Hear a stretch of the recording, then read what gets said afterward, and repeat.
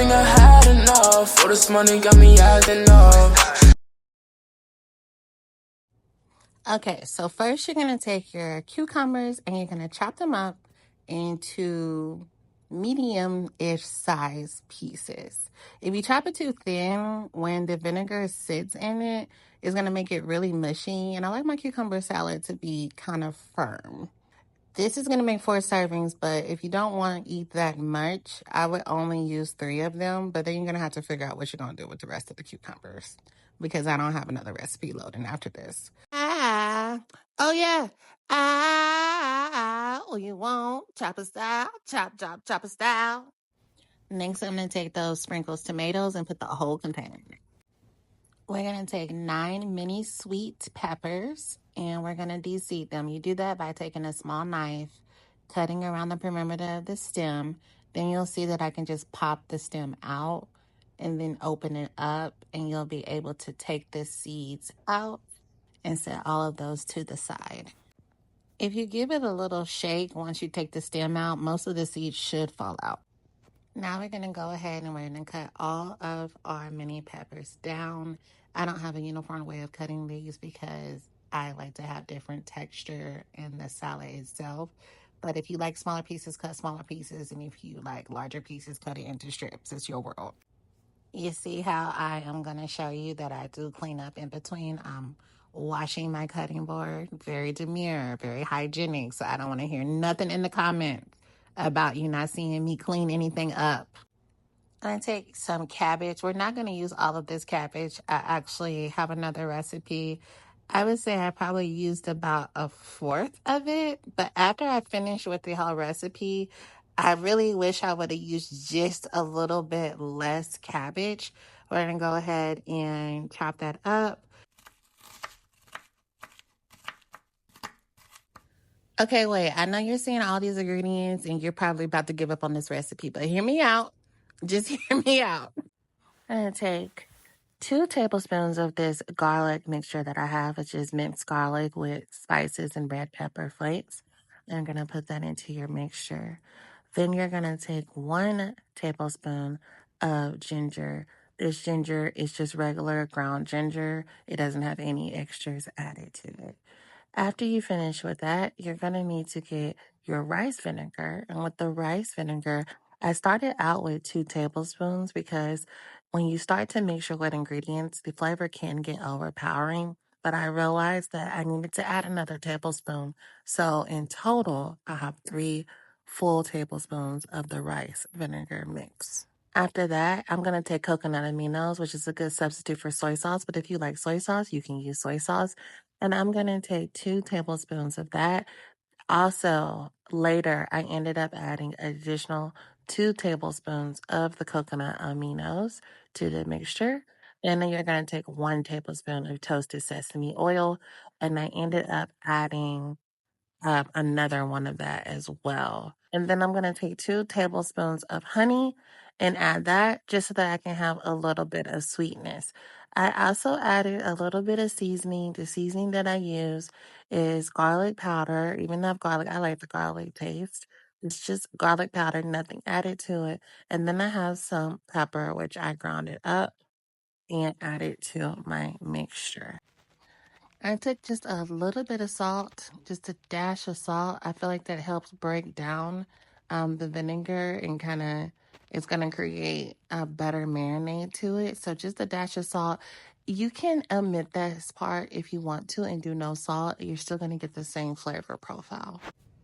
This is probably my favorite part. We're going to shake it, shake it, shake it, shake it, shake it like a Polaroid picture. Let me stop before my video get taken down. After I shook it and looked at it, I was like, you know what? I'm going to add some paprika to this. I put paprika in everything. So I added a little bit of paprika. And then I put the lid back on and I start shaking it again. Boom. Delicious. She did that. Just look at the color in this. Like, look. On to the pasta. So I had some of this butter from Trader Joe's that was going to expire, and I put 1 tablespoon of that. If you don't have that, you can just put regular butter.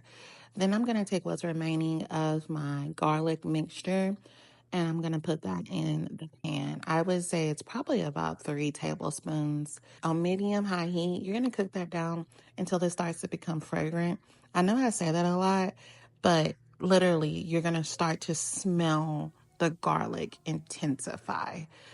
Take your thawed langoustine and your deveined shrimp and add that directly into the pot.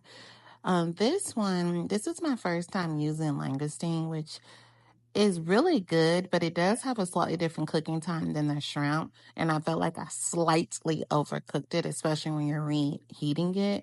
So I would actually suggest, if you're making this, to put your shrimp in first until your shrimp are almost translucent, then add your langoustine. Once that cooks down, you're going to put that to the side. Keep a little bit of drippings in the pot and put that back on the eye. You're going to add 1 cup of bell pepper mix. This is frozen bell pepper mix that I got from Trader Joe's. But if you have fresh, you can also use that diced down. You really could put anything in there that you want to. You take your carbonara from Trader Joe's, because this is a very easy recipe, so we're going to use this pack.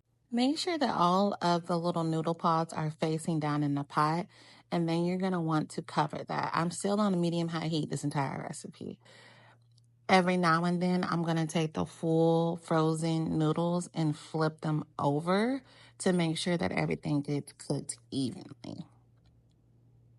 It's actually pretty simple. I love these. I really haven't had any of the noodle ones from Trader Joe's that I didn't like, but I always add my own things to it just to have my own spin and flavor profile. Now, after a minute, she's going to start busting. And when she starts busting and your noodles are cooked, you're just going to give it a nice little stir. And this is when we're going to start to reduce the heat and add in any other ingredients to the pasta. What do y'all listen to while y'all are cooking? Do you listen to music or what? I'm listening to the Sisters Who Kill podcast. I love this podcast. Anywho, back to the cooking. Now we're going to add our meat to the dish with all of the good stuff that's in it and all of the juices. I'm tossing it well to make sure that all of the sauce is evenly coated on everything. Now, up to this point, I haven't added any additional seasoning. The only seasoning that's in there is going to come from the garlic mix, which does have some herbs and spices in it. But besides that, that is it. Let's get into this fat shit. We're going to take 1 cup of Parmesan, grated Parmesan, and add it to that.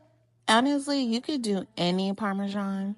So any type of Parmesan cheese that you have, if you don't have the grated, that's fine. But that's what I used. Take 1/4 of your cream cheese, and we're going to add that directly to there as well. For your cream cheese, the way that you're going to do this is I just mash it down. Now, I did keep my cream cheese on the counter so that it was softened so it wasn't as cold, but I like to mash it down and then just kind of let the heat slowly melt it down, and then I'll mix it together once it gets creamy. But you're going to kind of see what I mean in the next clips. I bought this seasoning from Trader Joe's. It's like a sofrito. So I was like, I'm gonna put a little bit of that in it and see what that's gonna do. And that's the only seasoning that I ended up adding to it. This was like really easy. It was so freaking delicious.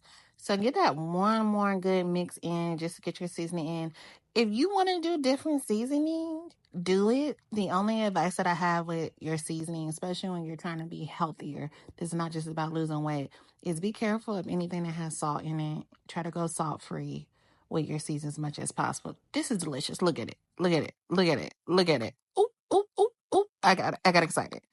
But absolutely delicious. Give me 13 of them. You have to try this recipe. Okay, bye.